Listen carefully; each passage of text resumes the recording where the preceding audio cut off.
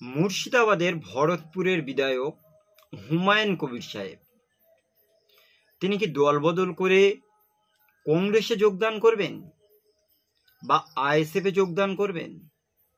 বিগত কয়েকদিন ধরে এই মুর্শিদাবাদের হুমায়ুন কবির সাহেবের সঙ্গে তৃণমূল কংগ্রেসের সাংসদ ইউসুফ পাঠান এবং তৃণমূল কংগ্রেসের কিছু সংখ্যক দায়িত্ববান ব্যক্তিদের সঙ্গে একটা ঝগড়া ঝামেলা চলছে আমরা দেখছি। তো তাদের এই যে গোষ্ঠীদ্বন্দ্ব, এই জায়গায় থেকে শেষে হুমায়ুন কবির সাহেব সে কি নিজে থেকেই দলবদল করবে? আমরা জানি বিজেপির যে সমস্ত নেতারা রয়েছে বিধানসভার ভিতরে বিভিন্ন রকমভাবে মুসলিমদের যখন আক্রমণ করে, সেই সময় সব থেকে বেশি যদি কেউ সোচ্চার হয় সেটা এই হুমায়ুন কবির সাহেব।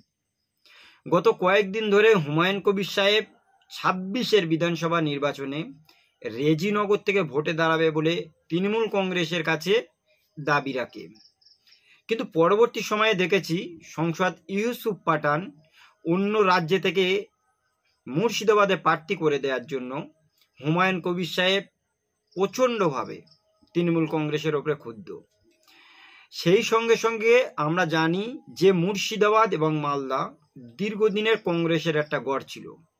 অধীর রঞ্জন চৌধুরী থেকে গনি খান চৌধুরী, যাদের ভীষণ বড় একটা দাপট ছিল কংগ্রেসের হয়ে, কিন্তু সেই অধীর রঞ্জন চৌধুরী এবং গনি খানের গড়ে হুমায়ুন কবির থেকে শুরু করে ইউসুফ পাঠান সহ অন্য অন্য রাজনৈতিক দলের আস্তে আস্তে ভালো রকম একটা জায়গা তৈরি হলো। অথচ সেই জায়গায় মুসলিম এই বিধায়ক যে মুসলিমদের বিভিন্ন ইস্যু নিয়ে কথা বলে, বিশেষ করে রাজ্য সরকার যখন মালদা এবং মুর্শিদাবাদের নদী ভাঙনে পুরোপুরিভাবে নীরব দর্শকের ভূমিকা পালন করছে, উত্তরবঙ্গে বন্যার জন্য মুখ্যমন্ত্রী উত্তরবঙ্গে ছুটে চলে যাচ্ছে, কিন্তু মালদা মুর্শিদাবাদের উপর দিয়ে যাওয়ার পরও মালদা এবং মুর্শিদাবাদে পদ্মা ভাঙনে একবারের জন্য যায় না। সেই সমস্ত বিষয় নিয়ে হুমায়ুন কবির সাহেব প্রকাশ্যে তার নিজের দল তৃণমূল কংগ্রেসের বিপক্ষে গিয়ে কথা বলছে। এমনকি তিনি দাবি করছে যে মুর্শিদাবাদ জেলার ভেতর থেকে তিনি যে প্রার্থী হয়েছিল এই প্রার্থী তিনি চেঞ্জ করে এরপর রেজিনগর থেকে প্রার্থী হবেন। কিন্তু তৃণমূল কংগ্রেস কি আদেও সেটা মেনে নেবে? সময় অবশ্যই এলে এই বিষয়টা আমরা দেখতে পাবো।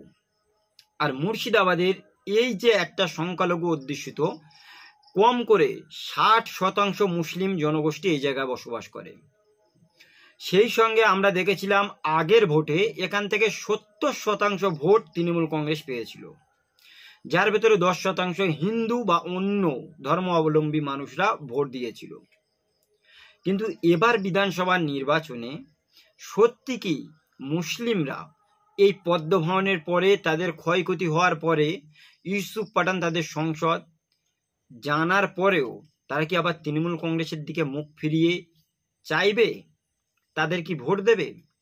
নাকি হুমায়ুন কবির সাহেবের কথা শুনে দল বদল করিয়ে অন্য কোনো রাজনৈতিক দলের দিকে আবার মুসলিম ভোট ব্যাংক ঝুঁকে পড়বে? বিশেষ করে মালদা এবং মুর্শিদাবাদের বিভিন্ন জায়গায় এই সময় আমরা দেখতে পাচ্ছি নদী ভাঙন। প্রচুর সংখ্যক সংখ্যালঘু এবং হিন্দু ভাই বাবাজিদের ঘর বাড়িগুলো পদ্মায় ভেঙে ভেঙে চলে যাচ্ছে। বহু সংখ্যক মন্দির, মসজিদ, দোকান, বাড়িঘর, চাষের জমি, প্রতিনিয়ত প্রচুর মানুষ ভিটেমাটি ছাড়া হচ্ছে।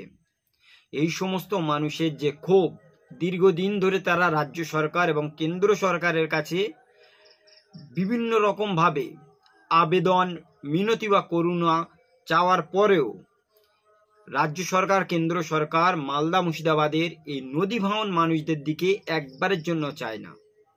সুতরাং এরকম একটা সিচুয়েশনে হুমায়ুন কবির সাহেব, বিগত দিনে আমরা যাদেরকে দেখেছিলাম, শুভেন্দু অধিকারী বলেছিল যে মুসলিম যে সমস্ত এমএলএ বা এমপিরা রয়েছে তাদেরকে আমরা চ্যাংদোলা করে বিধানসভার বাইরে ফেলে দেব। সেই সময় আমরা দেখেছিলাম এই হুমায়ুন কবির সাহেব শুভেন্দু অধিকারীর বিপক্ষে গিয়ে ভীষণভাবে একটা সোচ্চার হয়েছিল। আজ সেই হুমায়ুন কবির সাহেব আমরা দেখছি সংসদ ইউসুফ পাঠান সহ তার নিজের রাজ্যের যে মন্ত্রী বা রাজ্য সরকার নিজের দলের প্রতি ক্ষোভ উগড়ে দিচ্ছেন। সুতরাং সামনে কিন্তু ভোট রয়েছে খুব তাড়াতাড়ি, এখন থেকে প্রতিটা রাজনৈতিক দল ভোটের জন্য ঝাঁপাচ্ছে। আর এরকম সিচুয়েশনে হুমায়ুন কবির সাহেবের এই যে কথা, এই জায়গা থেকে কতটা স্বস্তিতে আছে রাজ্য সরকার। গত কয়েকদিন আগে আমরা দেখেছিলাম পদ্মা ভবন দেখতে গিয়েছিল আইএসএফ এর চেয়ারম্যান, আর আইএসএফ থেকে যে দায়িত্ব রয়েছে এ যখন চলে গেছে ওই জায়গায় প্রচুর সংখ্যক একটা মানুষ আইএসএফ এর চেয়ারম্যানের ওখানে গিয়েছিল আমরা দেখেছি। সুতরাং আইএসএফ, কংগ্রেস এবং তৃণমূল কংগ্রেস এই তিনটা রাজনৈতিক দল এখন মুর্শিদাবাদ এবং মালদায় যে সংখ্যালঘু অধ্যুষিত এলাকাগুলো রয়েছে সেখানকার মানুষরা কোন রাজনৈতিক দলে চায় সেটা অবশ্যই সময় দেখা যাবে। সেই সাথে সাথে মালদা এবং মুর্শিদাবাদের এই 4 রাউন্ডে আমরা জানি এআইএমআইএম মিমের আসাদুদ্দিন ওয়াইসির একটা যথেষ্ট প্রভাব আছে। সুতরাং তিনি মুসলিম, বিভিন্ন সময় সোশ্যাল নেটওয়ার্কে আমরা দেখি তিনি মুসলিমদের হয়ে গলা ফাটায়, পার্লামেন্টের ভিতরে বিভিন্ন রকম ভাবে 3 তালাক থেকে শুরু করে নিয়ে ওয়াকাফ ইস্যু নিয়ে প্রতিনিয়ত সোচ্চার হয়। সুতরাং আগামী দিন মালদা এবং মুর্শিদাবাদের ভোট এই কারা কোথায় কিভাবে দেয় সেটা অবশ্যই আমাদের এখন দেখার বিষয়। সুতরাং সত্যি কি পারবে কংগ্রেস আবার সে তার নিজের গড় রক্ষা করতে? পুরনো দিন যে তাদের ধস নেমেছিল সেই ধস শেষ করে নতুন করে অধীর রঞ্জন চৌধুরী আবার কি ক্ষমতায় ফিরে আসতে পারবে? বা নতুন রাজনৈতিক দল আইএসএফ এবং কংগ্রেস যদি সংযুক্ত মোর্চা ভাবে জোট হয় তারা কি আবার তাদের জায়গা পুনরুদ্ধার করতে পারবে? নাকি হুমায়ুন কবির সাহেব নিজের দলের বিপক্ষে গিয়ে অন্য জায়গায় বা অন্য কোনো রাজনৈতিক দলের সঙ্গে হাত মিলিয়ে নির্বাচনে লড়াই করবে? এই সমস্ত বিষয় নিয়ে অবশ্যই আপনারা আপনাদের মূল্যবান মতামত কমেন্টে জানাবেন। আজকের এই ভিডিওটি এই পর্যন্তই, দেখা হবে অন্য কোনো দিন অন্য কোনো টপিকে। সকলে ভালো থাকুন, সুস্থ থাকুন। Thank you.